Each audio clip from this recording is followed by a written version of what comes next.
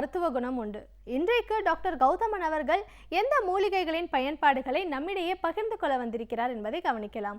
நிகழ்ச்சியில் அடுத்த பகுதியாக வரவிருப்பது பல்லாண்டு வாழ்ந்திட. அன்பான கலைஞர் தொலைக்காட்சி நேயர்களுக்கு என்னுடைய இனிமையான காலை வணக்கங்கள். இன்றைக்கி நம்ம பார்க்கக்கூடிய தாவரத்துடைய பெயர் இன்புறா அப்படின்னு சொல்லக்கூடிய ஒரு செடி வகை தாவரம். ஈட்டி வடிவமான இலைகளை கொண்டிருக்கும் அழகான வெண்மை நிறமான பூக்களை கொண்டு தரையிலேயே படர்ந்து வளரக்கூடிய ஒரு வகையான தாவரம் இந்த இன்புறா. பொதுவாக பார்த்திங்கன்னா அந்த காலத்தில் கோயிலில் குப்பை மேடுகளில் உடைந்த சுவர்கள்லாம் பார்த்திங்கன்னா தரையிலேயே படர்ந்து வளரக்கூடிய இந்த ஒரு செடி அல்லது கொடி வகை தாவரத்தை நம்ம நிறைய பார்க்கறது உண்டு. இந்த இன்புறாவை பொறுத்தவரையிலும் நுரையீரல் மண்டலம் சம்பந்தப்பட்ட நோய்களுக்கு மிகச் சிறப்பான குணமளிக்கக்கூடிய ஒரு மருந்துன்னு சொல்லலாம். இன்புறாவுடைய முழு தாவரத்தை மருந்துக்கு பயன்படுத்துகின்ற ஒரு பழக்கம் உண்டு. முழு தாவரம் சொல்லும்போது அதோட வேரோடு அதை பிடுங்கி எடுத்து உலர வைத்து நிழலில் உலர வைத்து அரைத்து எடுக்கக்கூடிய சூரணம், இதை மருந்துக்கு பயன்படுத்துகின்ற ஒரு வழக்கம் உண்டு. இன்புறாவிலிருந்து எடுக்கக்கூடிய சூரணம் அப்படின்னு சொல்லும்போது இன்றைக்கு பார்த்திங்கன்னா அந்த அலர்ஜிக் சைனசைட்டிஸ் அப்படின்னு சொல்லுகின்ற ஒரு தொந்தரவு, அதாவது காலை எழுந்த உடனேயே வரிசையாக ஒரு 10 அல்லது 15 முறை தொடர்ந்து தும்மல் ஏற்படுத்தி கொண்டே இருக்கும். அந்த தும்மல் முடிந்தவுடன் பார்த்திங்கன்னா மூக்கிலிருந்து குழாயை துறந்து விட்டால் எவ்வாறு தண்ணீர் வேகமாக கொட்டுகிறதோ அந்தளவுக்கு வேகமாக கொட்டுக்கொண்டே இருக்கக்கூடிய ஒரு சூழலை உண்டாக்கும். மூன்றாவது பார்த்திங்கன்னா மிக முக்கியமானது, இந்த மாதிரி ஏற்படுகின்ற அந்த தும்மல் ஒரு 2 நாட்களில் சளி, அதன் பிறகு நுரையீரல் மண்டலத்தை பாதிக்கக்கூடிய ஒரு இன்ஃபெக்ஷனாக மாறி ஆன்டிபயோட்டிக்ஸ் எடுக்க வேண்டிய ஒரு சூழலை உண்டாக்கிவிடும். இந்த மாதிரி ஏற்படுகின்ற இந்த தொந்தரவுக்கு தான் அலர்ஜிக் ரைனைட்டிஸ் அப்படிங்கிறது பெயர். இந்த மாதிரி ஏற்படுகின்ற அலர்ஜிக் ரைனைட்டிஸ் நோய்க்கு மிக வேகமாக குணமளிக்கக்கூடிய ஒரு மருந்து இந்த இன்புறா.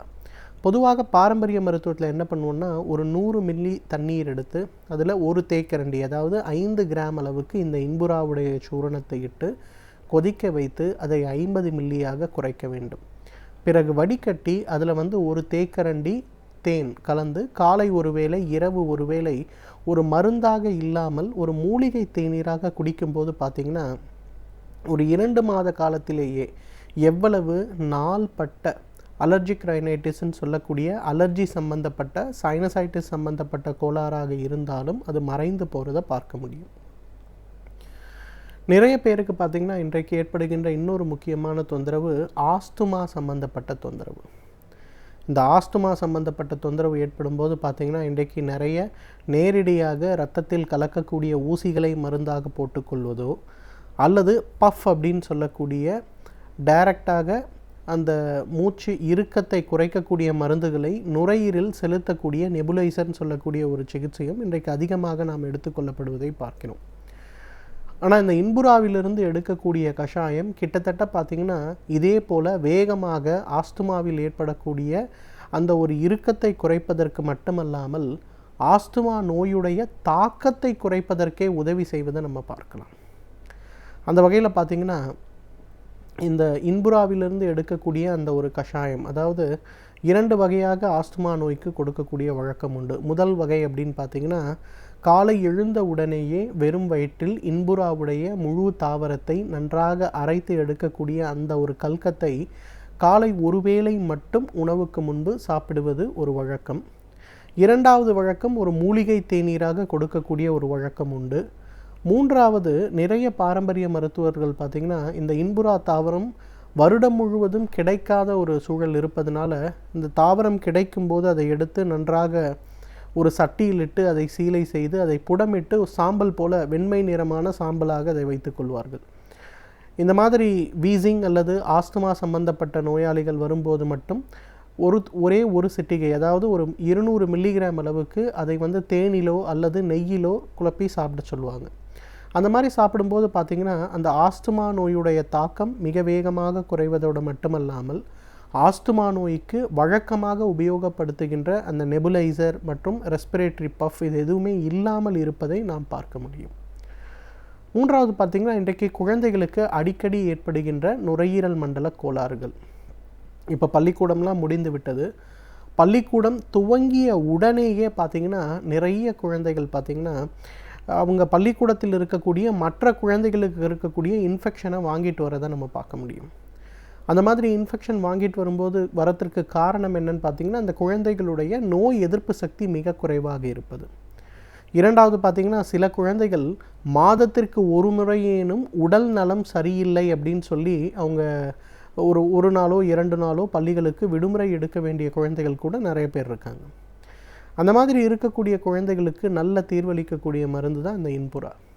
இன்புராவிலிருந்து எடுக்கக்கூடிய அந்த எரித்த சாம்பல் அதை ஒரு 100 மில்லிகிராம் அளவுக்கு எடுத்து சிறிதளவு தேனில் கலந்து அல்லது சிறிதளவு சுத்தமான பசு நெய்யில் கலந்து காலை ஒருவேளை மட்டும் அந்த குழந்தைகளுக்கு கொடுக்க ஆரம்பித்தாலே எவ்வளவு நாள்பட்ட ஆஸ்துமா சம்பந்தப்பட்ட கோளாறாக இருந்தாலும் அடிக்கடி நுரையீரல் பாதிப்பு ஏற்படுகின்ற பிரச்சனையாக இருந்தாலும் அது மறைந்து போகிறத பார்க்கலாம்.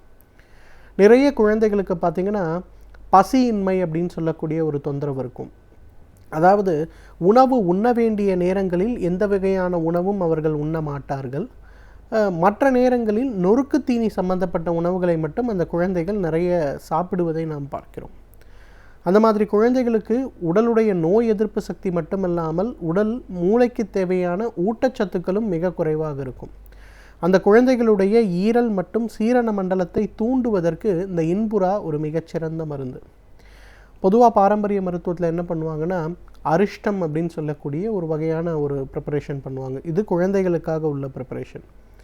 என்ன பண்ணுவாங்கன்னா இன்புராவுடைய முழு தாவரத்தை எடுத்து அந்த அளவுடன் 4 மடங்கு தண்ணீர் சேர்த்து அதை காய்த்து அரை அளவாக குறைத்து அதை ஒரு கஷாயமாக செய்து வைத்து அதில் என்ன பண்ணுவாங்கன்னா சிறிதளவு சுத்தமான வெல்லப்பாகு அல்லது பனங்கற்கண்டு தேன் இதெல்லாம் கலந்து பூமிக்கு அடியில் ஒரு வாரம் அல்லது 15 நாட்கள் புதைத்து வைத்து விடுவார்கள். அதன் பிறகு அதை எடுத்து வடிகட்டி இருக்கக்கூடிய அந்த சிரப் மாதிரி இருக்கும். அதை என்ன பண்ணுவாங்கன்னா அந்த குழந்தைகளுக்கு காலை ஒரு 5 மில்லி அளவுக்கு இரவு ஒரு 5 மில்லி அளவுக்கு தொடர்ந்து கொடுக்கும்போது அந்த குழந்தைகளுடைய பசித்தன்மை நன்றாக அதிகரிக்கும், ஜீரண மண்டலம் நன்றாக அதிகரிக்கும். அதனால் என்ன ஆகும்னா அந்த குழந்தைகள் சாப்பிடக்கூடிய உணவு மிக வேகமாக செரிமானமாவதை நம்ம பார்க்கலாம். இந்த சாப்பிடக்கூடிய உணவில் இருக்கக்கூடிய ஊட்டச்சத்துக்கள் உடலில் சேரும்போது மிக வேகமாக இந்த நுரையீரல் மண்டல பாதிப்புகள் குறைவதை நம்ம பார்க்க முடியும். எனவே நேயர்களே, இந்த இன்புராவை பொறுத்தவரையிலும் நுரையீரல் சம்பந்தப்பட்ட பாதிப்புகளுக்காக, அலர்ஜிக் சைனசைட்டிஸ்ன்னு சொல்லக்கூடிய அலர்ஜி சம்பந்தப்பட்ட நோய்க்காக, ஆஸ்துமா சம்பந்தப்பட்ட நோய்க்காக, குறிப்பாக அடிக்கடி குழந்தைகளுக்கு ஏற்படுகின்ற நுரையீரல் சம்பந்தப்பட்ட பாதிப்புகளுக்காக இயற்கை கொடுத்திருக்கின்ற மிகச்சிறந்த அருமருந்து. தகுந்த மருத்துவ ஆலோசனையின் பேரில் சரியான முறைப்படி இதை உபயோகப்படுத்தினோமேயானால் நம்மாலும் பல்லாண்டு காலம் ஆரோக்கியமாக வாழ்ந்திட முடியும். நாம் வாழ்ந்து கொண்டிருக்கும் இந்த சமூகம் நல்லவற்றையும் தீயவற்றையும் அடக்கியுள்ளது. அவற்றை நாம் எப்படி அணுக வேண்டும் என்று நம்மிடையே பகிர்ந்து கொள்ள வந்திருக்கிறார் மனுஷபுத்திரன் அவர்கள். நிகழ்ச்சியில் அடுத்த பகுதியாக வரவிருப்பது தீதும் நன்றும்.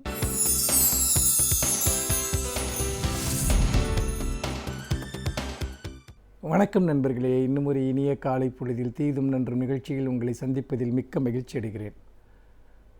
பொதுவாக காதல் திருமணங்களுக்கு ஏற்படக்கூடிய எதிர்ப்புகள் அல்லது சாதி ஆணவ கொலைகள், இதை பற்றியெல்லாம் நாம் நிறைய பேசி வந்திருக்கிறோம். இன்றைக்கு நாம் தொடர்ந்து தமிழகத்தில் இருக்கக்கூடிய மிக முக்கியமான ஒரு எரியும் பிரச்சனையாக அது இருந்து கொண்டிருக்கிறது.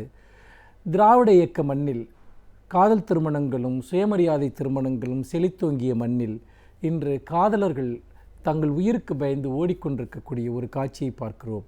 அதோடு மட்டுமல்லாமல் காதல் திருமணம் செய்வது என்பது அல்லது கலப்பு திருமணம் செய்வது என்பது அது ஏதோ ஒரு உயிரை பணயம் வைத்து செய்யக்கூடிய ஒரு மிகப்பெரிய சாகச செயலாக இன்றைக்கு மாறிவிட்டதையும் நாம் பார்க்கிறோம். அந்த அளவிற்கு இன்றைக்கு ஒரு சாதிய சக்திகளினுடைய ஒரு பிடி என்பது வலுவடைந்து நிற்கிறது. எந்த திராவிட மண்ணில் கலப்பு திருமணங்கள் கொண்டாடப்பட்டதோ, காதல் திருமணங்கள் கொண்டாடப்பட்டதோ, அந்த மண்ணில் இன்றைக்கு இவ்வளவு தூரம் கலப்பு திருமணங்களுக்கு எதிரான ஒரு மனநிலை நிலவுவது என்பது மிகவும் ஆழ்ந்த ஒரு வேதனையை ஏற்படுத்தக்கூடியதாக இருப்பதை நாம் பார்க்கிறோம். இதில் முக்கியமாக நாம் கவனிக்க வேண்டிய ஒரு விஷயம் என்னவென்றால், இது போன்ற காதல் திருமணங்கள் செய்ய விரும்புகிறவர்கள் அல்லது கலப்பு திருமணங்கள் செய்ய விரும்புகிறவர்கள் இவர்களுக்கு என்ன சமூக பாதுகாப்பு இருக்கிறது என்பதுதான் மிக முக்கியமான ஒரு கேள்வியாக இருக்கிறது. இதை நீங்கள் பார்த்தீர்கள் என்றால் சமீபத்தில் ஒரு வழக்கு என்பது நீதிமன்றத்திற்கு வந்தது. அதாவது ஒரு பெண் அவர் இன்னொரு சாதியைச் சேர்ந்த ஒரு இளைஞரை அவர் காதலித்து திருமணம் செய்து கொள்கிறார் ஒரு கோவிலில் வைத்து. அந்த பெண்ணினுடைய சாதியினர் அதை கடுமையாக எதிர்க்கிறார்கள். இந்த நிலையில் அந்த பெண் நீதிமன்றத்தை அணுகுகிறார். எங்களுடைய உயிருக்கு ஆபத்து இருக்கிறது, எங்களுக்கு பாதுகாப்பளிக்க வேண்டும் என்று அவர் சொல்கிறார். இந்த ஒரு கோரிக்கை என்பது பல கேள்விகளை எழுப்புகிறது. ஒன்று, எத்தகைய ஒரு பாதுகாப்பை அளிக்க முடியும் என்று. அந்த பெண்ணுடைய கோரிக்கையை ஏற்று அந்த பெண்ணிற்கு பாதுகாப்பு அளிக்கும்படி நீதிமன்றம் உத்தரவிட்டிருக்கிறது. மிகவும் வரவேற்கத்தக்க ஒரு உத்தரவு, மிகவும் முக்கியமான ஒரு முன்னுதாரணமான ஒரு உத்தரவு. ஆனால் இத்தகைய பாதுகாப்பை எந்த அளவிற்கு காவல்துறையினரால் அளிக்க முடியும் என்பதுதான் நம் முன்னால் இருக்கக்கூடிய மிக முக்கியமான ஒரு கேள்வியாக இருக்கிறது. அப்படி பார்க்கிற போது நிறைய காதல் திருமணங்கள் அல்லது நிறைய காதல் ஜோடிகள் அவர்கள் ஆணவக்கொலை செய்யப்பட்டவர்களாக இருக்கலாம், அல்லது வேறு விதமான துன்புறுத்தல்களுக்கு ஆளாக்கப்பட்டவர்களாக இருக்கலாம், வலுக்கட்டாயமாக பிரிக்கப்பட்டவர்களாக இருக்கலாம். இவர்களெல்லாம் பல முறை காவல்துறையினுடைய கதவுகளை தட்டியும் நீதிமன்றத்தினுடைய கதவுகளை தட்டியும் கூட அவர்களுக்கு எந்த விதமான உதவியும் கிடைக்காமல், அல்லது நீதிமன்றங்கள் உத்தரவிட்ட போதும் கூட அதற்கு பிறகும் அவர்களுக்கு எந்த பாதுகாப்பும் இல்லாமல் இறந்து போயிருக்கிறார்கள், கொல்லப்பட்டிருக்கிறார்கள் என்பதை நாம் பார்க்க வேண்டியிருக்கிறது. இது தமிழகத்தில் மட்டுமல்ல, இந்தியா முழுக்க இத்தகைய ஒரு சூழல் இருக்கிறது. இதற்கு எதிராக நாம் என்ன செய்ய போகிறோம், எப்படி இதை மாற்றப்போகிறோம் என்பதுதான் நம் முன்னால் இருக்கக்கூடிய மிக முக்கியமான ஒரு கேள்வி. நிச்சயமாக சில பகுதிகளில், அதாவது சில கிராமங்களில் அல்லது சில குறிப்பிட்ட மாவட்டங்களில் இந்த சாதிய ரீதியான மனோபாவம் என்பது மிக வலுவாக கடுமையாக இருப்பதை நாம் பார்க்கிறோம். நகர்ப்புறங்களில் ஓரளவிற்கு அது நீர்த்து தணிந்து போய் இருப்பதை நாம் காண்கிறோம். அப்படி பார்க்கிற போது இப்படி காதல் திருமணங்களுக்கு கடுமையான எதிர்ப்பு இருக்கிற இடங்களில் காதல் திருமணம் செய்து கொண்டால் தங்கள் அங்கு வாழவே முடியாது என்ற ஒரு நிலை இருக்கக்கூடிய ஒரு சூழலில் அவர்களுக்கு எத்தகைய மாற்று ஏற்பாடுகளை ஒரு அரசு செய்ய முடியும் என்பது மிக முக்கியமான கேள்வி. நிச்சயமாக கலப்பு திருமணம் செய்து கொள்ளக்கூடியவர்களுக்கு ஒரு அடிப்படை பாதுகாப்பை அரசு வழங்க வேண்டும். உதாரணமாக அவர்களுக்கு வேலை வாய்ப்பு வழங்குவது தொடர்பான விஷயங்களில் அரசு முன்னுரிமை கொடுக்கலாம். அந்த ஆணிற்கோ பெண்ணிற்கோ இருவருக்குமோ அவர்களுடைய ஊரை விட்டு வெளியே வந்து வாழ விரும்புகிறவர்களுக்கு அரசு வேலை வாய்ப்புகள் வழங்கலாம்.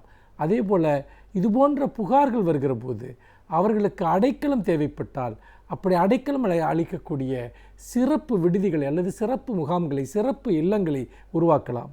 அவர்கள் ஒரு அமைதியான வாழ்க்கை வாழ்வதற்கான ஒரு சூழல் உருவாகிற வரைக்கும் அவர்களுடைய உயிருக்கு ஆபத்து இருக்கிற பட்சத்தில் அத்தகைய ஒரு சிறப்பு முகாம்களை, சிறப்பு இல்லங்களை உருவாக்கி அவர்களை அங்கு பாதுகாப்பாக தங்குவதற்கு உதவி செய்யலாம். இதெல்லாம் கேட்பதற்கு உங்களுக்கு வினோதமாக இருக்கலாம்.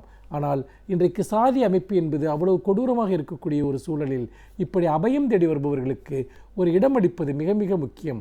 மாறாக சாதி வெறியினுடைய கைகளில் அந்த இளம் தளிர்களை அப்படியே ஒப்படைத்து விடுவது என்பது என்ன நியாயம்? அவர்களை அரசே காப்பாற்றாவிட்டால் வேறு யார்தான் காப்பாற்றுவார்கள்? வேறு என்னதான் அவர்களுக்கு புகலிடம் இருக்கிறது என்பதை நீங்கள் நினைத்து பார்க்க வேண்டும். அதே போல் இது போன்ற விவாகரங்கள் வருகிற போது, அதாவது காதல் திருமணங்கள் தொடர்பான பிரச்சனைகள், சர்ச்சைகள் வருகிற போது அவற்றை விசாரிப்பதற்காக சிறப்பு நீதிமன்றங்களை அமைக்க வேண்டும். அப்படி அமைத்து காதல் திருமணங்களுக்கு எதிராக செயல்படக்கூடியவர்களுக்கு கடுமையான தண்டனைகள் வழங்கக்கூடிய வகையில் நாம் நீதி அமைப்புகளில், சட்ட அமைப்புகளில் நாம் ஒரு விதமான மாற்றங்களை கொண்டு வர வேண்டும் என்று நான் நினைக்கிறேன். ஏனென்று கேட்டால், வழக்கமான நீதிமன்ற நடைமுறைகளின் ஊடாக இந்த வழக்குகளையும் விசாரிக்கிற போது அந்தந்த நீதிபதிகளுடைய மனச்சாய்வுகளுக்கு ஏற்ப வழங்கக்கூடிய தீர்ப்புகள் மாறுபடுகின்றன. மாறாக இந்த விவகாரத்தில் தனிமனித உரிமைகளை பாதுகாக்கக்கூடிய கராரான சட்டங்களும் அந்த சட்டங்களை நிறைவேற்றக்கூடிய பாலின சமத்துவத்தில் நம்பிக்கை கொண்ட அல்லது சாதி மத உணர்வுகள் கடந்த ஒரு ஜனநாயகபூர்வமான எண்ணம் கொண்ட மதசார்பற்ற எண்ணங்கள் கொண்ட நீதிபதிகள் இது அந்த நீதிமன்றங்களுக்கு நியமிக்கப்பட வேண்டும். முக்கியமாக பெண் நீதிபதிகள் அதிக அளவில் அத்தகைய சிறப்பு நீதிமன்றங்களில் நியமிக்கப்பட வேண்டும். அப்படி செய்வதன் மூலமாக ஒரு அடிப்படையான ஒரு சட்ட ரீதியான பாதுகாப்பை வழங்க முடியும். இதில் காவல்துறையினுடைய பங்குதான் மிக மிக முக்கியமானது என்று நான் நினைக்கிறேன். ஏனென்று கேட்டால், இது போன்ற ஒரு காதலுக்கு எதிராக செயல்படக்கூடிய சக்திகள் அவர்கள் தங்களுடைய கருவிகளாக காவல்துறையை பயன்படுத்துகிறார்கள். நிறைய இடங்களில் காவல்துறையினரே கூட அந்த தம்பதிகளை பிரித்து வைக்கக்கூடிய அளவிற்கு சில செயல்களில் ஈடுபடுகிறார்கள். அதற்கு காவல் நிலையங்கள் இருக்கக்கூடிய ஜாதிய ஆதிக்கம் சில இடங்களில் காரணமாக இருக்கிறது.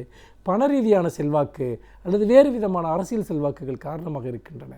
அப்படி இப்படிப்பட்ட செயல்களில் ஈடுபடக்கூடிய காவல்துறை அதிகாரிகள் மிக கடுமையாக தண்டிக்கப்படுவார்கள் என்கிற ஒரு உணர்வை அரசு ஏற்படுத்த வேண்டும். அப்போது மட்டும்தான் இந்த காவல் நிலையங்களை தேடிச் செல்லக்கூடிய தம்பதிகளுக்கு அங்கு தங்களுக்கு ஒரு நியாயம் கிடைக்கும் என்கிற ஒரு உணர்வு ஏற்படும். ஆனால் துரதிர்ஷ்டவசமாக இங்கு காவல் நிலையங்களே பல சமயங்களில் சாதிய சக்திகளினுடைய கைப்பாவைகளாக செயல்படுகிற ஒரு சூழலில் அவர்கள் எங்கு புகலிடம் தேடி போவார்கள்? அதனால்தான் காதல் ஜோடிகள் அவர்கள் தங்களுக்கு நியாயம் கேட்டு போவதற்கான சிறப்பு மகளிர் காவல் நிலையங்களை கூட உருவாக்கினால் தவறில்லை. இன்றைக்கு சமூக வாழ்வினுடைய பல்வேறு மாற்றங்களின் காரணமாக காதல் திருமணங்கள் அதிகரித்து வருகின்றன, கலப்பு திருமணங்கள் அதிகரித்து வருகின்றன, சாதி மதம் கடந்த திருமணங்கள் அதிகரித்து வருகின்றன. இந்த அடிப்படையான ஜனநாயக உரிமையை பாதுகாப்பதற்கு சட்ட ரீதியான பாதுகாப்புகள் மிக மிக முக்கியம். சாதிய சக்திகள் ஒரு அரசைப் போல, ஒரு நீதிமன்றத்தைப் போல, ஒரு காவல்துறையைப் போல செயல்பட்டு கொண்டிருக்கிற போது அதிகாரபூர்வமான அல்லது அரசினுடைய அங்கமாக இருக்கக்கூடிய நீதிமன்றங்களும் காவல் நிலையங்களும் அவர்களிடமிருந்து இந்த இளம் ஜோடிகளை அல்லது காதல் திருமணம் செய்யக்கூடியவர்களை பாதுகாப்பது என்பது அடிப்படையான ஜனநாயக கடமையாகும், மனித உரிமை சார்ந்த கடமையாகும். இல்லாவிட்டால் தமிழகமெங்கும் நடந்து கொண்டிருக்கக்கூடிய இந்த சாதி ஆணவ கொலைகளை நாம் தடுத்து நிறுத்த முடியாது. அப்படி நாம் தடுத்து நிறுத்த வேண்டுமென்றால் கடுமையான சட்ட பாதுகாப்புகள் தேவை என்பதைத்தான் நீதிமன்றம் வழங்கியிருக்கக்கூடிய காதல் ஜோடிகளுக்கு பாதுகாப்பு வழங்க வேண்டும் என்று நீதிமன்றம் கொடுத்திருக்கக்கூடிய இந்த உத்தரவு நமக்கு உணர்த்துகிறது என்று சொல்லி மீண்டும் இன்னும் ஒரு புதிய செய்தியோடு உங்களை சந்திக்கிறேன். நன்றி, வணக்கம். எப்பொழுதுமே நல்ல விஷயங்களை ஒரு சாதாரண மனிதர் சொல்லும் பொழுது நாம் அதை பெருசாக பொருட்படுத்துவதில்லை. இதுவே சாதனை படைத்த சாதனையாளர்கள் நம்மிடையே அவற்றை பகிர்ந்து கொள்ளும் பொழுது அவற்றை கேட்பதற்கு சுவாரஸ்யமாக இருப்பதோடு நம்முடைய வாழ்க்கைக்கும் பயனுள்ளதாக அமைகிறது என்றே நாம் நினைத்துக் கொள்கிறோம். ஆதலால் இப்பகுதியில் நாம் சந்தித்து வரும் ஒவ்வொரு சிறப்பு விருந்தினர்களும் ஒவ்வொரு துறையிலிருந்து பல சாதனைகளை படைத்தவர்களாக இருக்கிறார்கள். இன்றைக்கு எந்த விருந்தினர் என்ன கருத்துக்களை நம்மிடையே பகிர்ந்து கொள்ள வந்திருக்கிறார் என்பதை கவனிக்கலாம். நிகழ்ச்சியில் அடுத்த பகுதியாக வரவிருப்பது சிறப்பு விருந்தினர்.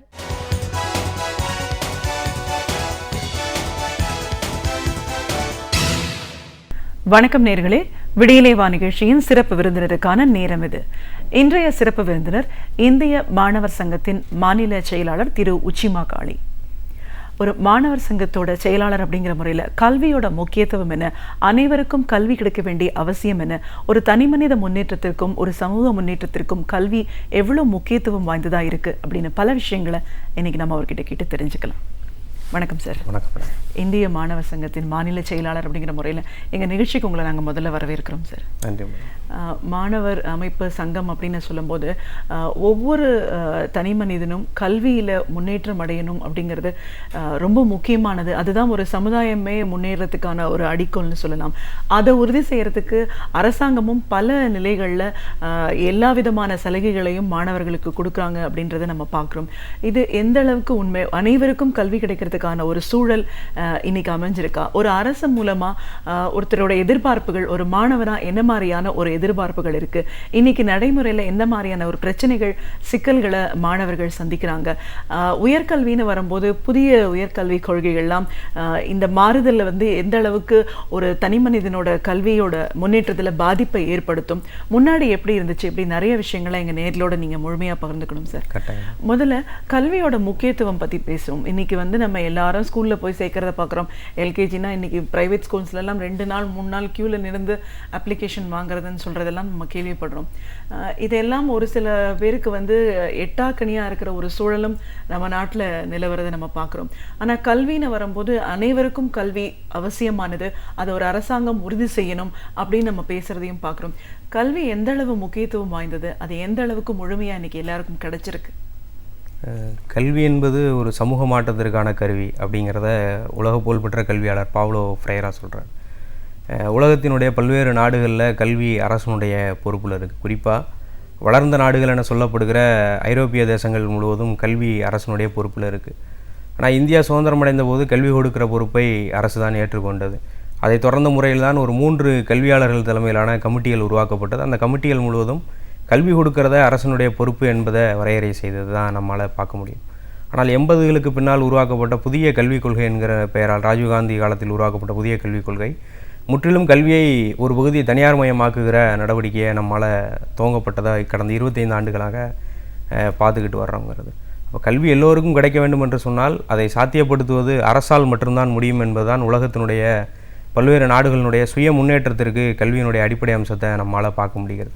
ஆனால் இந்தியாவில் தொடர்ந்து உருவாக்கப்பட்ட புதிய கல்விக் கொள்கை 86 ராஜீவ்காந்தி தலைமையிலான புதிய கல்விக் கொள்கை கல்வியில் தனியார் மையத்தை இந்தியாவிற்குள் ஊடுருவ விட்டதை நம்மளால் பார்க்க முடியும்.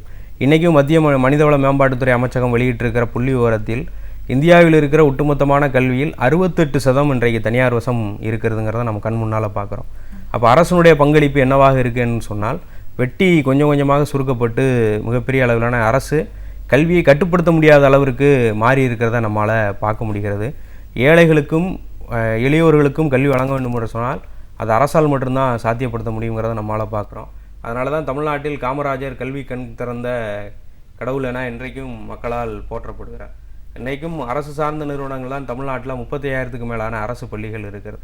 பள்ளிகளை செயல்படுத்துகிற அரசாங்கம் அதை மேம்படுத்துவதற்கான அடிப்படை மாற்றத்தை உருவாக்குவதற்கான நடவடிக்கைகளை செய்கிறார்களா, அவருடைய கல்வி திட்டமும் கொள்கையும் மக்கள் நலன் சார்ந்ததாக இருக்குதா என்பதை தான் இன்றைக்கி பார்க்க வேண்டிய விவாதிக்க வேண்டிய தேவை இருக்குங்கிறது. அதே நேரத்தில் இன்றைக்கி அரசாங்கம் தமிழகத்தில் ஒரு 14 வகையான இலவசங்களை கொடுப்பதாக சொல்கிறாங்க. 20,000 கோடி ரூபாய்க்கு மேல் அரசு கல்வி நிறுவனங்களுக்கு செலவழிப்பதாக அரசாங்கத்தினுடைய பட்ஜெட்டில் நம்மளால் பார்க்குறோம். ஆனால் தமிழ்நாட்டில் கடந்த 5 ஆண்டுகளில் மாணவர் சேர்க்கை விகிதம், மாணவர்களுடைய கிராஸ் என்ரோல்மெண்ட் தனியார் பள்ளிகளை நோக்கி தான் அதிகரிச்சிருக்கு. அப்போ அரசு பள்ளிகளுடைய அடிப்படை கட்டமைப்பு வசதியில் ஏற்படுத்த வேண்டிய மாற்றத்தை செய்யாமல் மக்கள் மத்தியில் அரசு பள்ளி தான் சிறந்த பள்ளி என்கிற ஒரு விஷயத்தை மக்கள் மத்தியில் அரசே நம்பகப்படுத்த வேண்டிய தேவை இருக்கிறது. அரசு பள்ளிகளின் மீதான அலட்சியமும் அரசாங்கத்தினுடைய அலட்சியமும் மக்களினுடைய ஒரு சரியான போதாமையும் தான் இந்த அரசு பள்ளிகளுடைய கட்டமைப்பை மேம்படுத்தாமல் இருப்பதற்கான காரணமாக இருக்குது. நிச்சயமா இப்போ அனைவருக்கும் கல்வி கொடுக்கணும் அப்படின்னும் போது அரசாங்கம் கல்வி என்ற விஷயத்தை கையில் எடுத்துக்கிட்டா மட்டும்தான் அது முழுமையாக சாத்தியப்படும் அப்படின்னு நம்ம சொல்ல வரீங்க. இன்னைக்கு தனியார் நிறுவனங்கள் அப்படின்னு நம்ம பார்க்கும்போது பள்ளிகள் பொறுத்த வரைக்கும் ஓரளவுக்கு அரசாங்கம் பள்ளி கல்வி வரைக்கும் முழுமையாக மற்றவங்களுக்கு போய் சேரணுங்கிறதுல ஓரளவுக்கு இன்னைக்கு செஞ்சுருக்காங்கன்னு தானே நம்ம சொல்லலாம். பள்ளி கல்வியை ஆனால் இன்னமும் நிறைய மாணவர்கள் பள்ளி கல்வியை பெற அளவுக்கே வராமல் அந்த ஸ்கூல் ட்ராப் அவுட்ஸ் லெஃப்ட் அவுட்லாம் நம்ம சொல்கிறத பார்க்குறோம். இந்த கல்வியை ஒரு 2ஆம் இடத்துல வைக்கக்கூடிய ஒரு சூழல் இருக்கிறத பார்க்குறோம். இலவசமாக 12ஆம் வகுப்பு 10, 12 வரைக்கும் படிக்கிறதுக்கூட சாத்தியக்கூறுகள் நிறைய இருந்தும் நிறைய மாணவர்கள் அதை முழுமையாக தொடராமல் பாதையிலேயே விட்டுட்டு போகிறாங்களே, இது எந்த அடிப்படையில் என்ன காரணமாக இருக்க முடியும்? பொதுவாக இந்தியா முழுவதும் மாணவர்களுடைய சேர்க்கை விகிதம் ஒரு பகுதி அதிகரிச்சிருக்கு, நம்மளால் பார்க்க முடிகிறது. இந்திய மாணவர் சங்கம் உட்பட இந்த இலவச கட்டாய கல்வி உரிமை சட்டம் இந்தியாவில் உருவாக்கும் பொழுது அந்த சட்டத்தில் 12ஆம் வகுப்பு வரை அரசு பள்ளிகள் 12ஆம் வகுப்பு வரை மாணவர்களுக்கு கல்வியை இலவசமாக உத்தரவாதம் செய்ய வேண்டும் என்பதுதான் நாங்கள் மட்டுமல்ல இந்தியாவில் இருக்கிற பல்வேறு அமைப்புகள் அதை முன்வைத்து சொன்னாங்க. ஆனால் அரசாங்கம் 8வது வகுப்பு வரை மட்டும்தான் இலவச கட்டாய கல்வி உரிமை சட்டத்தில் வரையறை என்பது செய்திருக்கு. இன்றைக்கும் அதை திருத்தி மாற்றி அமைக்கப்பட வேண்டும் என்பதுதான் எங்களுடைய மாணவர்களுடைய சேர்க்கை ஒரு பெரிய அளவில் அதிகரிச்சிருக்கு, நம்மளால் பார்க்க முடிகிறது. பல்வேறு மாநிலங்களில் குறிப்பாக தமிழ்நாட்டில், கேரளாவில், திரிபுராவில், அதே போல் டெல்லியில், இமாச்சல் பிரதேசில் இப்படி மாநில வாரியான ஒப்பிட்டு பார்த்தோம் என்றால் கல்வி நிலையங்களில் மாணவர் சேர்க்கை உயர்ந்திருக்கிறத பார்க்க முடியுது. ஆனால் அதே நேரத்தில் அவர்களுக்கு தேவையான எல்லா விஷயங்களையும் இந்த அரசு செய்திருக்கிறதா என்பதை பார்த்தோம்னு சொன்னால் அதில் முழுமையடையாத விஷயத்தான் நம்மளால் பார்க்க முடிகிறது. பொதுவாக இன்றைக்கும் சாதாரணமான தரப்பு சார்ந்த நபர்கள் இன்றைக்கும் அவர்களுடைய அன்றாட நடவடிக்கைகளுக்கான உணவு உட்பட தங்களுடைய பொருளாதார தேவை நிறைவு செய்ய முடியாத போது அவர்கள் பள்ளி கல்வியை நோக்கி தாண்டி கல்லூரி கல்வியை நோக்கி போகிறது ஒரு பெரிய அளவிலான கேள்விக்குறியாக இருக்கிறது. அரசு எல்லோருக்குமான நடவடிக்கைகளை செய்யும் பொழுது தான் அந்த மாணவர்களுக்கான சிறப்பு உதவித்தொகை, ட்ராப் அவுட் ஆகிற மாணவர்களுக்கான சிறப்பு உதவித்தொகை, இப்படி சில விஷயங்களை கூடுதலாக முன்முயற்சி எடுக்கும்போது தான் 100% தேர்ச்சி விகிதத்தை, மாணவர் சேர்க்கை விகிதமும் இருக்கட்டும், தேர்ச்சி விகிதத்தை நம்மளால் உருவாக்க முடியும். அரசு தங்கும் விடுதிகள்லையும் இப்போ நிறைய பிரச்சனைகள் இருக்கிறத பார்க்குறோம். மாணவர்கள்லாம் போராட்டத்தில் இறங்கியிருக்காங்கன்னு. இந்த மாதிரியான ஒரு பிரச்சனைகள் ஏன் ஏற்படுது? உண்மையிலேயே அதற்கு காரணம் என்ன? அரசு விடுதிகள் தமிழ்நாட்டில் ஒரு 2500க்கும் மேற்பட்ட விடுதிகள் இருக்குது, தாழ்த்தப்பட்ட மற்றும் பழங்குடியின விடுதிகள். அதே போல் பிற்பட்டோர் மற்றும் மிகவும் பிற்பட்டோர் துறை சார்ந்த விடுதிகள் தமிழ்நாட்டில் இயங்குகிறது. இந்த இயங்குகிற இந்த விடுதிகள் பள்ளி சார்ந்து கல்லூரி சார்ந்த விடுதிகளில் முதல் தலைமுறை சார்ந்த பள்ளி கல்வியை சார்ந்த மாணவர்களும் கல்லூரி கல்வியை போகிற மாணவர்களும் தான் பெரிய அளவில் இங்கே இருக்க. கிட்டத்தட்ட ஒரு 2 லட்சத்திற்கும் மேலான மாணவர்கள் இந்த விடுதிகளில் படிக்கிறாங்க, நம்ம கண் முன்னால் பார்க்க முடிகிறது. இன்றைக்கி தமிழகத்தினுடைய அரசாங்கம் போலீஸினுடைய மோப்ப நாய்க்கு ஒரு நாளைக்கு 200 ரூபாய் உணவு கட்டணத்தை வழங்குகிறாங்க, நம்மளால் பார்க்க முடியும் அரசுடைய உத்தரவுகளை அடிப்படையில். ஆனால் விடுதி மாணவர்களுக்கு, பள்ளி மாணவர்களுக்கு 26 ரூபாய் 50 காசும், கல்லூரி மாணவர்களுக்கு வெறும் 28 ரூபாய் தான் உணவுப்படி வழங்குறாங்க. அப்போது இந்தியாவின் எதிர்காலம் ஒரு வகுப்பறையில் தீர்மானிக்கப்படுகிறது என்று சொன்ன கல்வியாளர் கோத்தாரியினுடைய வரையறை இன்றைக்கி என்னவாக மாறி இருக்கிறதுங்கிறத பார்க்க முடிகிறது. ஒரு முழுமையான ஒரு மாணவனுடைய எல்லா தேவைகளும் நிறைவு செய்யும் பொழுது தான் அவன் அடுத்த கட்ட தேடலை நோக்கி போக முடியும். சென்னை மாதிரியான பெருநகரங்களில், சென்னை, திருச்சி, கோவை, திருநெல்வேலி மாதிரியான பெருநகரங்களில் இருக்கிற விடுதிகளில் மாணவர்களுடைய எண்ணிக்கை நிரம்பி வழிகிறது. விண்ணப்பிக்கிற மாணவர்கள் ஒரு விடுதிக்கு கிட்டத்தட்ட 4000 பேர், 3000 பேர், 2000 பேர் விண்ணப்பிக்கிறாங்க. ஆனால் அங்கே மாணவர்களுடைய சேர்க்கை எவ்வளவு என்ரோல்மெண்ட் எடுத்துக்கிறாங்கன்னு சொன்னால் 100 150 தான் அதிகபட்சம் எடுத்துக்கிறாங்க. அப்போ கிட்டத்தட்ட 3000 4000 மாணவர்களுக்கான இடம் கொடுக்க முடியாமல் இந்த அரசு அவர்களை புறக்கணிக்கிறத நம்மளால் பார்க்க முடிகிறது. அதனுடைய விளைவு விடுதிகளில் தங்குற மாணவர்கள் உட்பட part time work, catering work, part time work உட்பட இன்றைக்கி போகிறத நம்ம கண் முன்னால் இன்றைக்கி பார்த்து கொண்டிருக்கிறோம். விலைவாசி உயர்வுக்கு ஏற்ப விடுதி கட்டணம் உயர்த்தப்படும் என்பதை கடந்த இதே அதிமுக அரசாங்கம் தனது தேர்தல் வாக்குறுதியில் சொல்லியிருக்கிறாங்க. இந்த ஆட்சி அதிகாரத்துக்கு வந்த 5 ஆண்டுகளில் ₹1 கூட விடுதி மாணவர்களுக்கான உணவு கட்டணத்தை உயர்த்தி வழங்கலை.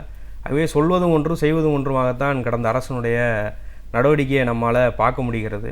ஒரு மாணவன் இன்றைக்கி சென்னை மாதிரியான பெருநகரங்களில் ஒரு காஃபியே ₹25, ஆனால் 3 நேரம் ஒரு மாணவருடைய உணவு ₹28 உள்ளடக்கி கொடுக்கணும் என்கிற இந்த அரசனுடைய விதிமுறையும் வரையறையும் எப்படி இன்றைக்கு இருக்கிற அறிவியல் பூர்வமான செயல்பாடுகளுக்கு பொருத்தமான முறையில் இல்லை. இன்றைக்கு விலைவாசி உயர்வுக்கு ஏற்ப விடுதி கட்டணங்கள் உயர்த்தி வழங்கப்படணும். பக்கத்தில் இருக்கிற ஆந்திராவில் விண்ணப்பிக்கிற மாணவர்களுக்கு விடுதியில் இடம் கிடைக்கவில்லை என்று சொன்னால் ₹1500 அந்த மாணவனுக்கு மாதம் உதவித்தொகையை அந்த அரசாங்கம் கொடுக்குறாங்க. பக்கத்தில் இருக்கிற கேரளாவில் ₹1500 மாணவர்களுக்கு உணவு கட்டணத்தை வழங்குகிறாங்க. அப்போ உணவு கட்டணம் தமிழகத்தில் தான் இந்தியாவில் இருக்கிற உணவு கட்டணங்களிலே மிக குறைவான விஷயங்களாக உணவு கட்டணம் இந்த தமிழ்நாட்டில் வழங்கப்படுகிறது. இதை உயர்த்தி விலைவாசி உயர்வுக்கேற்ப உயர்த்துவதன் மூலம்தான் இந்த விஷயத்தை தரப்படுத்த முடியும். 1. 2, பெருநகரங்களை நோக்கி வருகிற புதிய இளம் தலைமுறை மாணவர்கள், புதிய தலைமுறை சார்ந்த மாணவர்கள் கல்வி வளாகங்களை நோக்கி, உயர்கல்வி வளாகங்களை நோக்கி இப்போ காலடி எடுத்து வைக்க துவங்கியிருக்கிறாங்க. அவர்களுக்கு விடுதியில் இடம் கிடைக்கவில்லை என்று சொன்னால் மீண்டும் அவர்கள் கல்லூரியை ட்ராப் அவுட் ஆகிற, இடைவிலகல் செய்கிற சூழல் என்பது உருவாகிறது. அப்போ முதல் தலைமுறை மாணவர்களுக்கான கல்வியை ஊக்கப்படுத்த இந்த அரசாங்கம் செய்கிற பல்வேறு சலுகைகளோடு இணைந்து அவர்களுக்கான விடுதிகளை ஆக்கப்பூர்வமான முறையில், கூடுதலான முறையில் உருவாக்குவதன் மூலம்தான் அந்த மாணவர்களை கல்வியை முழுமையாக மேன்மை பெறுவதற்கான விஷயத்தை செய்ய முடியும். உயர்கல்வி கொள்கை அப்படின்னு பேசும்போது சுதந்திரம் பெற்ற காலகட்டத்தில் இருந்த கல்விக் கொள்கை, அதுக்கப்புறம் ராஜீவ்காந்தி அவர்கள் காலத்தில் இருந்த கல்விக் கொள்கை, இப்போ புதிதாக வந்திருக்கிற உயர்கல்விக் கொள்கை, இந்த 3 காலகட்டத்திலையும் ஏற்படுத்தியிருக்கிற மாற்றங்கள் என்ன மாதிரியான ஒரு விளைவுகளை ஏற்படுத்தும்? இந்தியாவினுடைய முதல் அரசாங்கம் உருவாக்கிய 3 கல்வி குழுக்கள், அந்த கல்விக் குழுக்கள் அரசு தான் கூடுதலாக நிதி உதவி, அரசே உயர்கல்வி பள்ளி கல்விக்கான பொறுப்பை ஏற்க வேண்டும் என்பதை வரையறை செய்து, குறிப்பாக கல்வியாளர் கோத்தாரி தலைமையிலான கல்விக்குழு 1960களில் உருவாக்கப்பட்டு அதனுடைய பரிந்துரை ஒரு நீண்ட பரிந்துரை. இந்தியாவினுடைய கல்வியில் குறைந்தபட்சம் உள்நாட்டு உற்பத்தியில் 5% கல்விக்கான நிதி ஒதுக்கீடு செய்ய வேண்டும் என்பதை அந்த கல்விக்குழு வரையறை செய்திருக்கிறது. இன்றைக்கும் மத்திய பட்ஜெட்டில் அரசாங்கம் 1.5, 2.5 தாண்டி 2% தாண்டி இன்றைக்கு பட்ஜெட்டில் நிதி ஒதுக்கீடு செய்யப்படுவது இல்லைங்கிறத பார்க்க முடியும். இன்றைக்கு இந்தியாவில் உருவாக்கப்பட்டிருக்கிற எல்லா கல்விக் கொள்கைகளும் சொல்லியிருக்கிற விஷயங்கள், சுதந்திர இந்தியாவில் உருவாக்கப்பட்ட கல்விக் கொள்கை அரசை சார்ந்த கல்விக் கொள்கைகளாக, அரசே பொறுப்பு என்பதை வரையறை செய்ததை நம்மளால் பார்க்க முடியும். ஆனால் இந்தியாவில் புதிய பொருளாதார கொள்கை ராஜீவ்காந்தி தலைமையிலான அரசாங்கம் கொண்டு வருவதற்கு முற்படும் பொழுது அதற்கு முதல் கட்டமாக 1986 கொண்டு வரப்பட்ட புதிய கல்விக் கொள்கை என்னும் கல்விக் கொள்கை அரசு கல்வியிலிருந்து விலகிக் கொள்வதும் தனியாருடைய பங்களிப்பை கல்வியில் ஊக்கப்படுத்துவதும் என்பது தான் அந்த 1986 புதிய கல்விக் கொள்கையினுடைய வரையறையாக இருந்தது. அப்போ அது வரைக்கும் அரசு கல்வி கொடுத்து கொண்டிருந்தது. அரசு உதவி பெறும் நிறுவனங்களுக்கான ஏடேடு உட்பட பல்வேறு மாநிலங்களில் அரசாங்கங்கள் வழங்கி கொண்டிருந்தது. 86 90களுக்கு பின்னால் புதிய அரசு உதவி பெறும் கல்லூரியோ பள்ளியோ தமிழகத்தில் இந்தியாவில் எங்கும் துவங்கப்படவில்லை. அது புதிய பொருளாதார கல்விக் கொள்கை சார்ந்த நடவடிக்கையினுடைய முட்டுக்கட்டையாக பார்க்குறோம். அரசு சார்ந்த நிறுவனங்களை கூடுதலாக வருடந்தோறும் துவக்குகிற ஒரு தன்மை இருந்தது. ஆனால் தனியார் பங்களிப்பு வந்ததற்கு பின்னால் அரசு கல்வி நிறுவனங்களை துவங்குவதை முற்றிலுமாக தடுத்து நிறுத்தியதற்கு பின்னால் ஒரு பெரிய அளவில் கல்வியில் வியாபாரம் பெறுகிறது. தமிழ்நாட்டில் நம் கண் முன்னால் பார்க்கிற மிகச்சிறந்த உதாரணம், தமிழகத்தில் புற்றீசல் போல் பெருகியிருக்கிற தனியார் மெட்ரிகுலேஷன் பள்ளிகளை நம்மளால் பார்க்க முடியும். 80களில் 90களில் 70களில் அங்கொன்றும் இங்கொன்றுமாக இருந்த இந்த தனியார் பள்ளிகள் இன்றைக்கு அரசு நிறுவனங்களுக்கு சவால் விடுகிற அளவிற்கு மிகப்பெரிய அளவிலான கோலோச்சுகிறத நம்மளால் பார்க்க முடியும். ஒரு கிராமம், ஒரு ஊரை சுற்றி சொன்னால் 3-4 நர்சரி பள்ளிகள், ஒரு ஏரியாவுக்கு ஒரு மெட்ரிகுலேஷன் பள்ளி, அங்கு தான் மாணவர்களுடைய சேர்க்கை. அப்படிங்கிறத பெருகியிருக்கு. இது கல்வி 86 புதிய கல்விக் கொள்கை கல்வி தனியார் மயத்தை கொண்டு வந்திருக்குங்கிறத நம்மளால் பார்க்க முடியும். அதற்கு பின்னால் மத்திய பிஜேபி அரசாங்கம் 99லிருந்து 2004 வரை ஆட்சி அதிகாரத்தில் இருந்தபோது அம்பானி பிர்லா தலைமையிலான ஒரு கல்விக்குழு என்பது உருவாக்கப்பட்டுச்சு. அதில் பன்னாட்டு பகாசுர கம்பெனிகள் இந்த கல்வியில் பங்களிப்பு செலுத்த வேண்டும் என்பதுதான் அந்த கல்விக் கொள்கையினுடைய விஷயமாக இருந்தது. அது முழுமையாக அமுல்படுத்த முடியவில்லை. ஆனால் இன்றைக்கு மத்திய பிஜேபி அரசாங்கம் ஆட்சி அதிகாரத்திற்கு வந்து இந்த 2 ஆண்டு காலத்திற்குள் கல்வியில் முற்றிலும் அடிப்படை மாற்றங்களை செய்ய வேண்டும். கொஞ்ச நெஞ்சம் இருக்கிற சமூக கருத்தாக்கங்களை வெளியேற்ற வேண்டும். ஒரு பகுதி கல்வியை இன்னும் தனியார் மயமாக்குகிற சூழலிலிருந்து பன்னாட்டு கம்பெனிகள், உலகத்தின் 3ஆம் தர நாடுகளில் இருக்கிற போனியாகாத பல்வேறு கல்வி நிறுவனங்கள் இந்தியாவினுடைய உயர்கல்வியை கபலீகரம் செய்வதற்கான நடவடிக்கை ஒரு பக்கம். 2, கல்வியில் மதவாத கருத்துக்களை, இங்கே இருக்கிற ஒரு ஜனநாயக சோசலிச எண்ணம் கொண்ட பாடத்திட்டத்தில் இருக்கிற கொஞ்ச நெஞ்சமான மாணவருடைய சுயசார்புடைய கல்வி திட்டத்தை முற்றிலும் அப்புறப்படுத்திவிட்டு கல்வியில் மதவாத கருத்துக்களை திணிக்கிற நடவடிக்கையை இந்த புதிய கல்விக் கொள்கை, இப்போ வந்திருக்கிற புதிய கல்விக் கொள்கை கொண்டு வந்திருக்குங்கிறத பார்க்க முடியும். குறிப்பாக குஜராத்தில் மத்திய இதே மோடி தலைமையிலான அரசாங்கம் ஆட்சி செய்த போது அங்கிருந்த பாடத்திட்டத்தில் இருந்த பல்வேறு விஷயங்கள் மதவாத கருத்துக்களை கொண்டதை இந்தியா முழுவதும் விதைப்பதற்கான நடவடிக்கைகளை செய்கிறாங்க. ஆர்எஸ்எஸ்ஸால் நடத்தப்படுகிற, இந்தியாவில் நடத்தப்படுகிற 18,000க்கும் மேலான பள்ளிகளில் இருக்கிற பாடத்திட்டத்தை தான் இன்றைக்கி இந்தியா முழுவதுமான பாடத்திட்டங்களாக கொண்டு வருவதற்கு அவர்கள் முயற்சிக்கிறார்கள். இந்த புதிய கல்விக் கொள்கை என்பது கல்வி தனியார் மயம் ஒரு பக்கம், இன்னொரு பக்கம் கல்வியில் காவி மயம் என்கிற இரட்டை அபாயத்தை கொண்டு வந்திருக்குங்கிறத நம்மளால் பார்க்க முடியும். நிச்சயமா ஒரு உயர்கல்வி வரைக்கும் முன்னாடியும் ஒரு பள்ளி கல்வி வரைக்கும் எல்லோருக்கும் கல்வியை உறுதி செய்கிறது வந்து மாநில அரசாங்கம் தன்னை முழுமையாக ஈடுபடுத்தி கொடுக்கறதுக்கான வாய்ப்புகள் அதிகமாக இருக்குது நம்ம பார்க்குறோம். ஆனால் இந்த 5 ஆண்டுகளில் மாணவர்களோட போராட்டம் பல நிலைகளில் பலதுறைப்பட்டவர்கள் வீதியில் இறங்கி போராடுறதை நம்ம பார்க்குறோம். அப்படின்னாலும் மாணவர் சமுதாயமும் வந்து நிறைய போராட்டங்களில் ஈடுபட்டிருக்காங்க. அப்போ அரசுக்கு நீங்கள் முன்வைக்கிற கோரிக்கைகள் என்ன? அந்த கோரிக்கைகள்லாம் எந்த அளவுக்கு நடைமுறைக்கு வந்திருக்கு? கடந்த ஆட்சி அதிகாரத்தில் திமுக அரசாங்கம் இருந்தபோது சமச்சீர் கல்வி கொண்டு வர வேண்டும் என்ற ஒரு நீண்ட நெடிய போராட்டத்தை இந்திய மாணவர் சங்கம் முன்னெடுத்தோம்.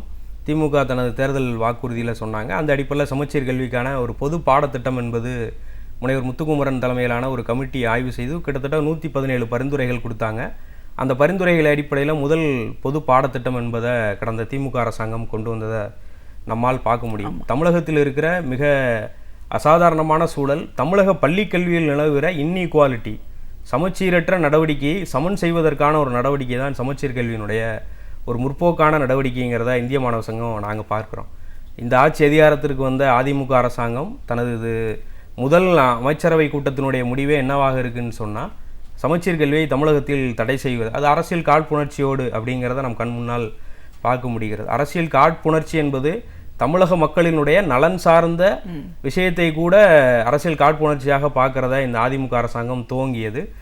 சட்ட ரீதியான போராட்டம் உச்சநீதிமன்றத்தில் நடந்தது. தமிழகம் முழுவதும் லட்சக்கணக்கான மாணவர்களை திரட்டி இந்திய மாணவர் சங்கம் வீதியில் இறங்கி போராட்டம் நடத்தினோம். இந்த அரசாங்கமும் பழைய பாடத்திட்டத்தை பிரிண்ட் பண்ணி கிட்டத்தட்ட 500 கோடி ரூபாய் அளவிற்கு மக்களினுடைய வரிப்பணத்தை பாலடித்ததை நம்மளால் பார்க்க முடியும். அப்போ இந்த மாதிரியான விஷயங்கள் இந்த அதிமுக அரசாங்கத்தினுடைய கல்வி சார்ந்த முதல் துவக்க நிகழ்ச்சியே மக்களினுடைய கல்வியினுடைய எதிர்நிலையில் தான் அவர்கள் எடுத்த முடிவை நம்மளால் பார்க்க முடியும். 1. 2, அதைத் தொடர்ந்து தமிழகத்தில் கல்விக்கான இலவசங்கள் 14 வகையான இலவசங்கள் அறிவித்த இந்த அரசாங்கம் 20,000 கோடி ரூபாய் அளவிற்கு நிதி ஒதுக்கீடு செய்கிற இந்த அரசாங்கம் பள்ளிகளுடைய அடிப்படை கட்டமைப்பு வசதியை மேம்படுத்துவதற்கான எந்த பணிகளையும் செய்யவில்லை. மத்திய மனிதவள மேம்பாட்டுத்துறை அமைச்சகம் இந்தியா முழுவதும் இருக்கிற அனைத்து பள்ளிகள் குறித்து ஆய்வு செய்ததில் தமிழகத்தில் இன்றைக்கும் 6000க்கும் மேலான பள்ளிகளில் குறைந்தபட்சமான அடிப்படை கட்டமைப்பு வசதி கூட இல்லாத பள்ளி வளாகங்களை தான் இருக்கிறத நம்மளால் பார்க்க முடியும். இதே அதிமுக அரசாங்கம் தான் பள்ளிகளினுடைய அடிப்படை கட்டமைப்பு வசதியை மேம்படுத்துவதற்கு அரசாணை எண் 270 உத்தரவிட்டாங்க. இன்றைக்கு வரைக்கும் அதில் ஒரு துளி கூட பங்களிப்பு இன்னும் இந்த அரசு செய்யலைங்கிறத நம்மளால் பார்க்க முடியும். அதேபோல் தமிழகத்தில் 15,000க்கும் மேலான பள்ளிகள் ஓராசிரியர் பள்ளிகளாகத்தான் இன்றைக்கும் இயங்கி கொண்டிருக்கிறது. அப்போ மாணவர் சேர்க்கை விகிதம் உயரும் பொழுதுதான் அரசு பள்ளிகள் உயிர் பெற முடியும். அதற்கு அடிப்படை கட்டமைப்பு வசதியிலும் ஆசிரியர் பணியிடங்களை நிரப்ப வேண்டிய தேவை இருக்கிறது. அதை இந்த அரசாங்கம் செய்வதற்கு தவறி இருக்கிறாங்க நம்மளால் பார்க்க முடியும். அதேபோல் தமிழகத்தில் அரசு கல்லூரிகளினுடைய நிலைமை மிக மோசமான முறையில் இருக்குது. குறிப்பாக முதல் தலைமுறை சார்ந்த மாணவர்கள் மிக குறைந்த கட்டணத்தில் அரசனுடைய கல்வி வளாகங்களை நோக்கி வருகிற சூழலை நம்மளால் பார்க்க முடியும். அதனால தான் ஷிஃப்ட் 1 ஷிஃப்ட் 2 என்கிற சில நடைமுறைகளை கூட முந்தைய அரசாங்கம் கொண்டு வந்தாங்க. ஆனால் இந்த அதிமுக அரசாங்கம் அதற்கான ஆசிரியர்களை நிரந்தரப்படுத்துவதோ அதற்கான புதிய பாடத்திட்டங்களை உருவாக்குவதோ கல்லூரியினுடைய அடிப்படை வசதியை மேம்படுத்துகிற இந்த நடவடிக்கை முற்றிலும் செய்யாதனுடைய விளைவு அரசு கல்லூரிகள் இன்றைக்கு சீரழிந்த நிலையில் இருக்கிறது. ஒரு 14 அரசு கல்லூரிகளை இந்த 5 ஆண்டுகளில் இந்த அரசாங்கம் அறிவித்திருப்பதாக சொல்கிறாங்க.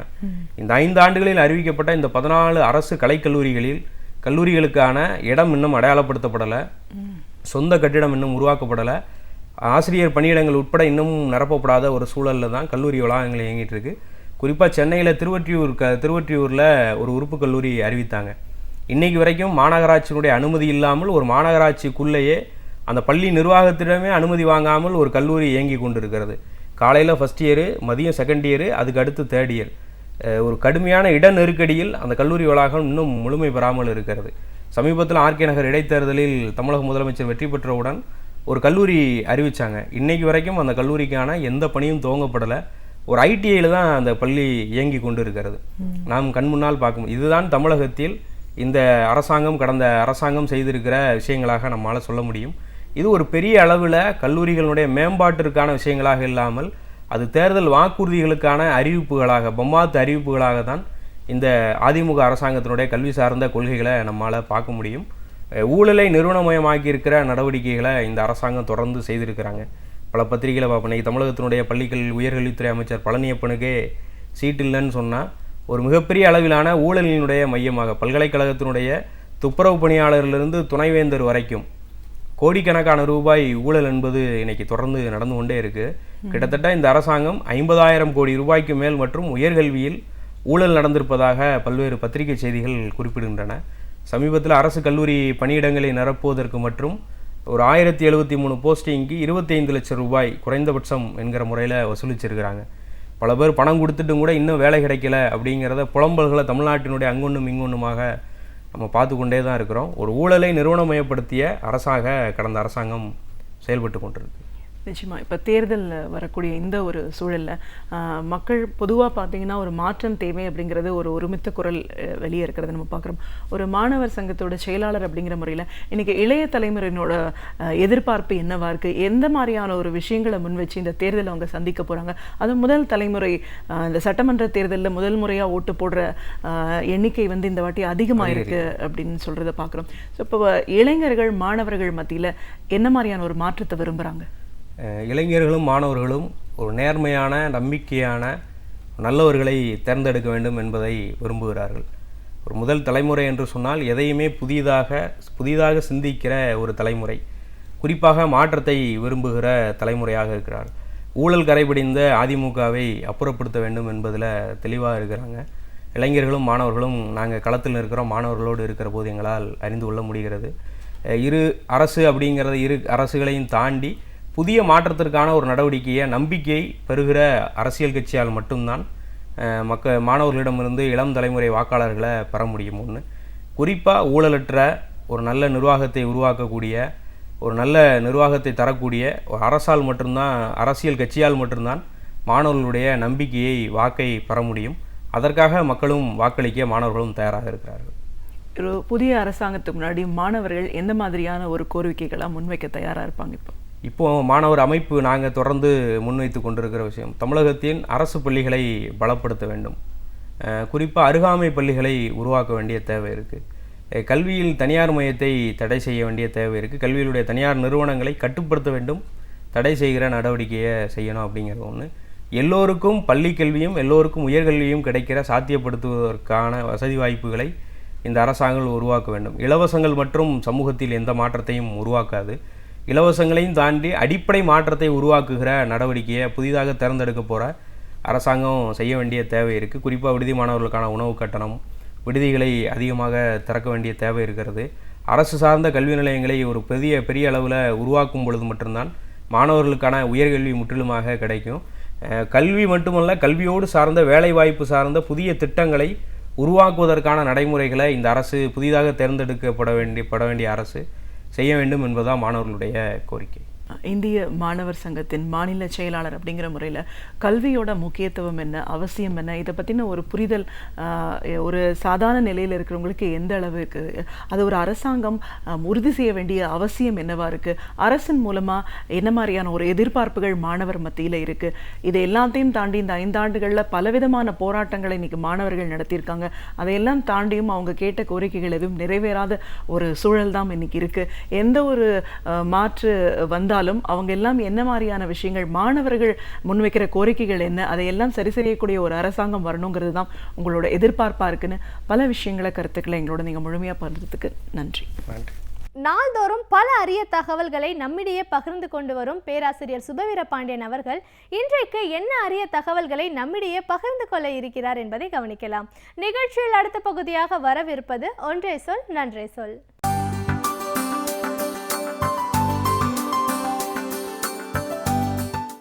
அனைவருக்கும் வணக்கம்.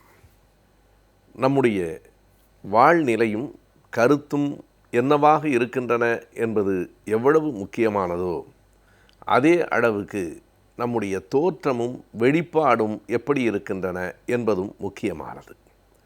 நம்முடைய வாழ்நிலையை தோற்றம் அப்படியே காட்ட வேண்டும் என்பதில்லை. ஆனால் நம் கருத்தை நம்முடைய வெளிப்பாடு அப்படியே காட்ட வேண்டும். இந்த தோற்றம் என்பதை ஆங்கிலத்திலே அப்பியரன்ஸ் என்றும் வெளிப்பாடு என்பதை எக்ஸ்பிரஷன் என்றும் சொல்லுவார்கள். தோற்றம் ஒரு வாழ்நிலையை அப்படியே வெளிக்காட்ட வேண்டியதில்லை என்பது மட்டுமல்ல, சில நேரங்களில் வெளிக்காட்டிவிடக்கூடாது என்று உளவியல் வல்லுநர்கள் கூறுகிறார்கள். நீங்கள் ஏழையாக இருக்கலாம், ஆனால் உங்கள் தோற்றத்தை பார்த்தவுடனே மக்களுக்கு இவன் ஒரு ஏழை என்று தெரிய வேண்டிய தேவையில்லை. அவன் தோற்றத்தை பார்த்தாலே பிச்சைக்காரன் மாதிரி இருக்கிறது என்று சிலர் சொல்ல நாம் கேட்கிறோம். தோற்றத்தை வைத்து நம்மை யாரும் மதிப்பிடுவதற்கு நாம் இடம் கொடுத்து விடக்கூடாது. ஆனால் நம்முடைய கருத்து நம்முடைய வெளிப்பாடுகளின் மூலம் கண்டிப்பாக அப்படியே வெளித்தெரிய வேண்டும். ஆங்கிலத்தில் ஒரு சொல்லாட்சி உண்டு, if you love somebody else please show it என்று சொல்லுவார்கள். நீங்கள் யாரையாவது காதலிக்கிறீர்கள் அல்லது யாரிடத்திலாவது அன்பு காட்டுகிறீர்கள் என்றால் அதனை வெளிப்படுத்துங்கள். காதலை, அன்பை இதயத்திற்குள்ளேயே பூட்டி வைத்து கொள்வதால் 2 பேருக்குமே நன்மை இல்லை. அது காதலன் காதலிக்கு இடையிலே மட்டும்தான் என்பதில்லை. சிலர் குழந்தைகளிடத்திலே மிகுந்த அன்புடையவர்களாக இருப்பார்கள், ஆனால் வெளிக்காட்டி கொள்ளக்கூடாது என்று கருதுவார்கள். வெளிக்காட்டினால் அந்த பிள்ளைகள் கெட்டு போய்விடுவார்கள். எனவே கண்டிப்பாக இருப்பது போலத்தான் காட்டிக்கொள்ள வேண்டும் என்பது ஒரு கருத்து. ஆனால் அது பழைய மரபு. இன்றைய உளவியலாளர்கள் அதனை மறுக்கிறார்கள். அப்படி ஒன்றும் உள் மனம் ஒன்றும் வெளி தோற்றம் ஒன்றுமாக இருக்க வேண்டிய தேவையில்லை. நீங்கள் குழந்தைகளிடம் அன்பை காட்டலாம். அன்பு யாரையும் கெடுத்ததாக இன்று வரையில் வரலாறு இல்லை. அன்பு அவர்களை வழிப்படுத்தும், மிக முறையாக மென்மையாக அவர்களை பண்படுத்தும். அதனை பிள்ளைகள் கூடுதலாக எடுத்துக்கொண்டு கெட்டுப்போய் விடுவார்கள் என்பது பெரியவர்களுக்கும் பெற்றோர்களுக்கும் இருக்கிற ஒரு இயல்பான அச்சம். அதனை தாண்டி இன்றைக்கு உளவியல் சொல்லுகிற செய்தி, நீங்கள் அன்பை வெளிக்காட்டுங்கள், அதுதான் சரியானது. ஆனால் தோற்றம் அப்படியே உங்கள் வாழ்நிலையை வெளிக்காட்டிவிட வேண்டும் என்பதில்லை. ஏழையாக இருக்கிறவன் தன்னை தோற்றத்திலும் ஏழையாக காட்டிக்கொள்வது ஏளனத்திற்குத்தான் இந்த சமூகத்தில் வழிவகுக்கும். பணக்காரனாக இருக்கிறவன் தன் தோற்றத்திலும் மிகப்பெரிய பணக்காரனாக ஆடம்பரமாக தன்னை வெளிப்படுத்தி கொள்வதும் ஏளனத்திற்குத்தான் இந்த சமூகத்தில் வழிவகுக்கும். எனவே ஏழையாக இருக்கிறவன் கம்பீரமாகவும் பணக்காரனாக இருக்கிறவன் எளிமையாகவும் இருப்பதுதான் சரியானது என்பதாக இன்னொரு பார்வை இருக்கிறது. அப்படி இருந்தால் நம்மை யாரும் மதிப்பார்களா? காந்தியாரையே சர்ச்சில் மதிக்கவில்லையே, அரை நிர்வாண பக்கிரி என்று தானே சொன்னார் என்று சிலர் குறிப்பிடுகிறார்கள். அரைகுறையாக நமக்கு சொல்லப்படுகிற செய்திகளில் அதுவும் ஒன்று. சர்ச்சில் அவர்கள் காந்தியாரை அவமதிக்க வேண்டும் என்கிற நோக்கத்தில் அப்படி சொல்லவே இல்லை. அந்த உரையை முழுமையாக படித்து பார்க்கிற போது நமக்கே வியப்பாக இருக்கிறது. அதனுடைய உட்பொருள் ஒன்றாக இருக்க அது ஏனோ தவறாக வெளிப்படுத்தப்பட்டிருக்கிறது. எல்லோரும் சர்ச்சில் காந்தியாரை பார்த்து மதிக்காமல் இவன் என்ன ஒரு அரை நிர்வாண பக்கிரி போல இருக்கிறானே என்று சொன்னதாகத்தான், செமி நேக்கட் என்று அவன் சொன்னதற்கான உள்ளார்ந்த ஒரு பொருள் இருக்கிறது. அந்த உரையை முற்றுமாக படித்து பார்க்கிற போது காந்தியாரை உயர்த்தி சொல்லுவதற்காகவே சர்ச்சில் அப்படி சொல்லியிருக்கிறார் என்பது நமக்கு தெளிவாகிறது. 1931ஆம் ஆண்டு பிப்ரவரி மாதம் 23ஆம் தேதி சர்ச்சில் அந்த உரையை ஆற்றியிருக்கிறார். இட் இஸ் அலார்மிங், இது நமக்கு ஒரு பெரிய எச்சரிக்கையாக இருக்கிறது என்று அந்த வரி தொடங்குகிறது.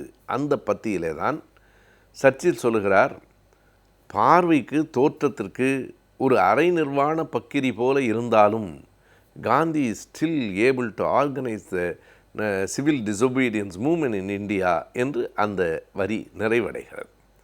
பார்ப்பதற்கு அவர் இப்படி தோற்றமளிக்கிறார். ஆனால் இன்றைக்கும் காந்தியாரால் இந்தியாவினுடைய ஒத்துழையாமை இயக்கத்தை ஒருங்கிணைத்து நடத்தி செல்ல முடிகிறது என்பது நமக்கெல்லாம் ஒரு பெரிய எச்சரிக்கையாக இருக்கிறது என்பதுதான் சர்ச்சில் சொன்ன செய்தி.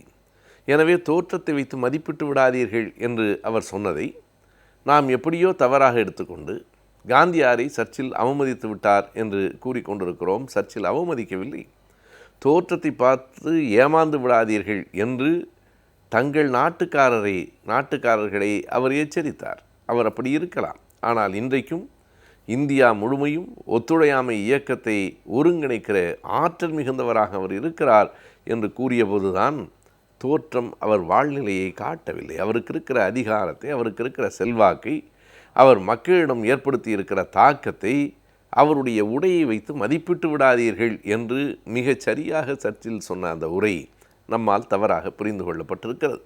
எனவே நம்முடைய தோற்றம் அப்படியே நம்முடைய வாழ்நிலையை காட்டுமானால் சமூகம் அதை வேறு மாதிரியாக பார்க்கும். எனவே அடிப்படையில் நாம் வறுமையிலே இருக்கிற போதும் அல்லது மிகப்பெரிய வளமையிலே இருக்கிற போதும் நம்முடைய தோற்றம் இயல்பானதாக இருக்குமானால் அது என்றைக்கும் மதிக்கத்தக்கதாக இருக்கும். ஏழைக்கும் கம்பீரம் தேவை.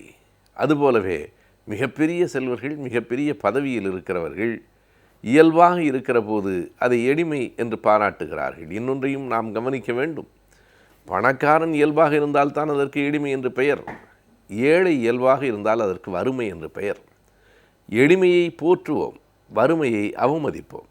வறுமை அவமதிக்கத்தக்கதன்று, வறுமை ஏளனத்துக்குரியதன்று.